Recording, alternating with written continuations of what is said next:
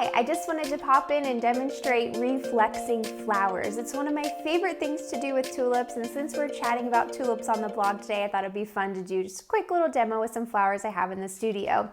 It's amazing how you can take a tulip from looking like this to looking like this. This would be something that would be fantastic to drape off the edge of an arrangement, but here we have all of a sudden a focal point flower. So in springtime, sometimes it can be difficult to find that like nice little spring focal flower. And so here is a way that you can transform a tulip into that capacity. The important thing about reflexing flowers is that you use ones that have aged just a bit. You don't want to reflex flower petals that are real crispy or brand new, because often they will crack here at the base and then you really shorten the life of your flower. The important thing with reflexing also is to make sure that the petals are nice and moist. So I'm going to use a little bit of Crowning Glory on this. And I'm going to take my thumb right here, and you're going to hear it very quietly. It pops. This takes a little bit of practice. It takes a little bit of feeling it and being able to sense it. But once you get the hang of it, it's very quick, it's very easy.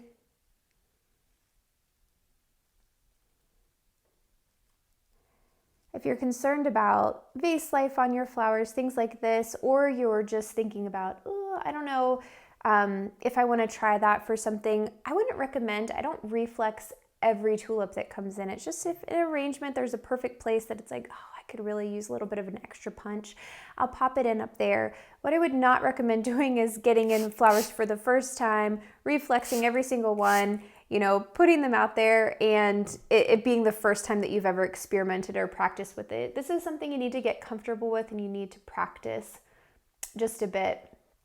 So I've sprayed it again with some Crowning Glory on the top of the petals, because what I've done, if you look here, the petals are only losing moisture right here on this outside part. This is pretty protected in here. So now I've just flipped them open, and I want to make sure that the moisture that was inside those petals stays there. So that's what I'm doing with the Crowning Glory. I'm sealing it inside.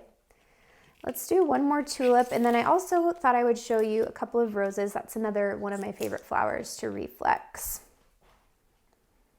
So we'll just give it a little spritz.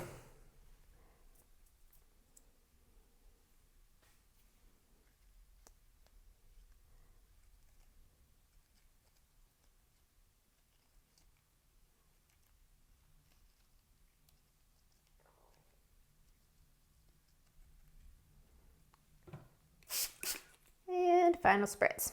So those are all ready to go. Let's take a peek at these roses. This variety is called Sandy Fema. It has a lower petal count, which makes it easy to reflex. And these have been aged for about 6 days. It's Tuesday. They came in last Wednesday.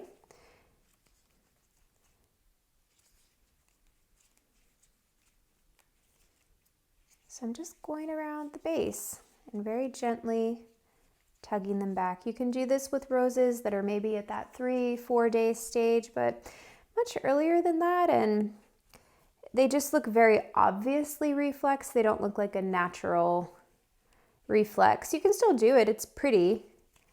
Just depends what you're going for. I think they're a little bit easier at this point. What I love about reflexing flowers, this is a standard rose, so I think these were about 90 cents a stem.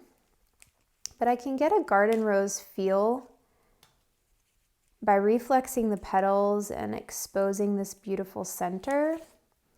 So I've taken them from this, which is pretty, to this, which really is fantastic. Look at how much bigger, how much more room and real estate that's going to take up an arrangement. Really ups the perceived value of the flower. Just like I did with the tulips, it's important to keep the insides of these petals moist as well, because they were protected previously. These have a nice, it's faint, but it has a nice little scent to it.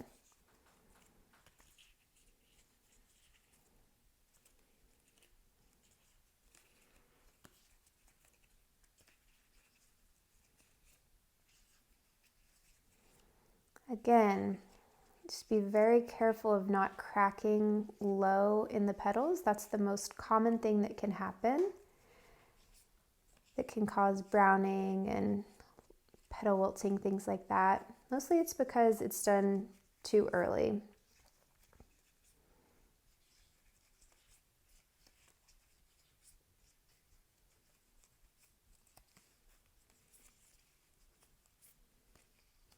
Once you get the hang of this, you'll be able to just touch a rose and know, oh, is it ready or not?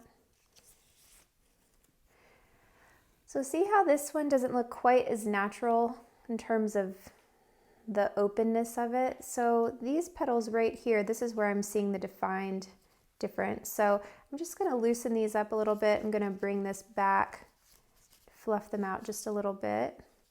So I still get that look, but it doesn't look like that I really peeled them back too hard or in a way that would be different than they would naturally do it as they age.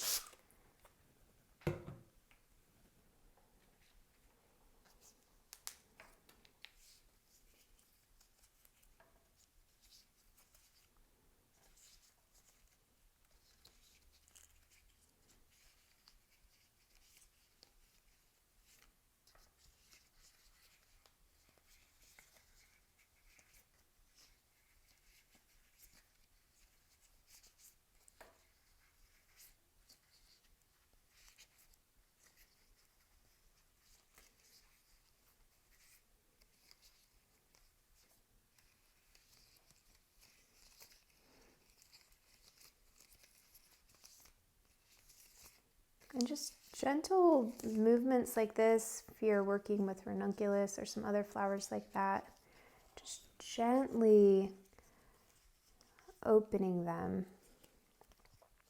It's an important part of helping the flowers become their best. That's our job, is to take the flower and to just make subtle adjustments. It's been through a lot. Maybe it's been shipped or traveled across the world.